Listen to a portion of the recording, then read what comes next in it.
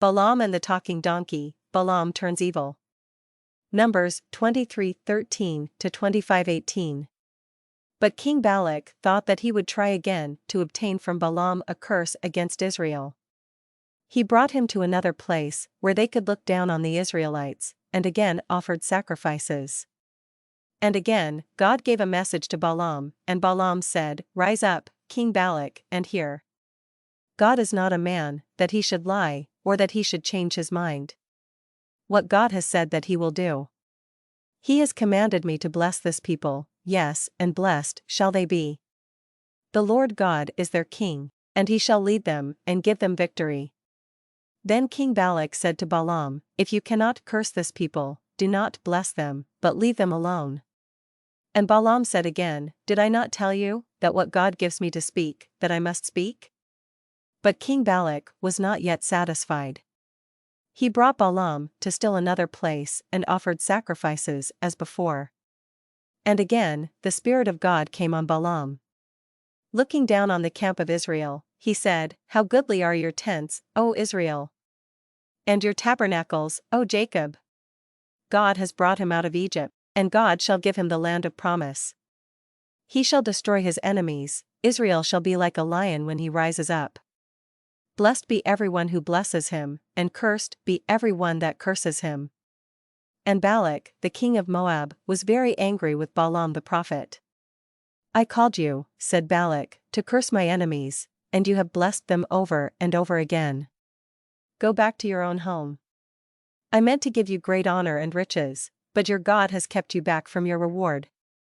And Balaam said to Balak, "Did I not say to your messengers, if Balak should give me his house full of silver and gold, I cannot go beyond God's command, to say good or evil? What God speaks, that I must speak. Now let me tell you what this people shall do to your people in the years to come. A star shall come out of Jacob, and a scepter shall be stretched forth from Israel that shall rule over Moab.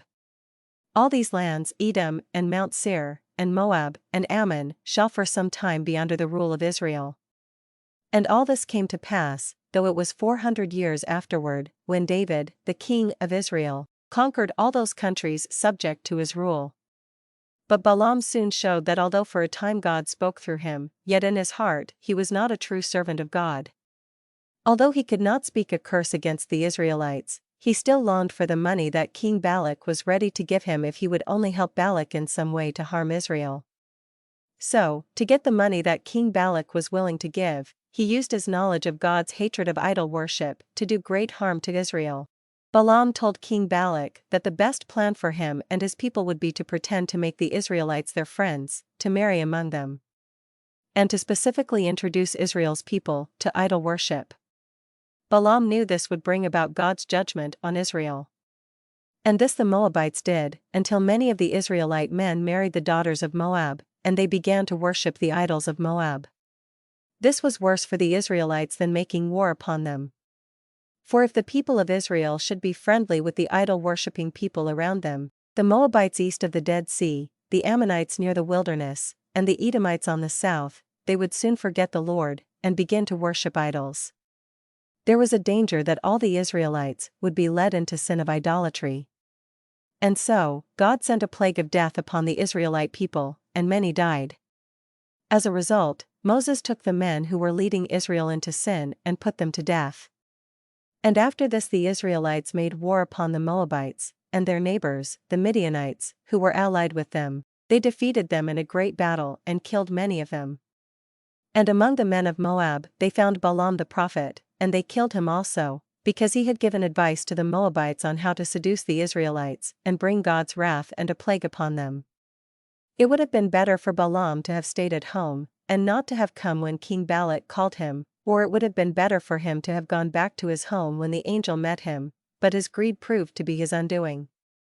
He might then have lived in honor, but he knew God's will, and tried to go against it, because he was seduced by his greed. Instead of honor, he died in disgrace among the enemies of God's people. Balaam serves as an example how a godly man and prophet can turn from serving God and become evil. This is why the Bible states in 1 Timothy 6:10, "For the love of money is a root of all kinds of evil." Some people, eager for money, have wandered from the faith and pierced themselves with many griefs. Please like, share, or subscribe to our channel. Thank you and may God bless you.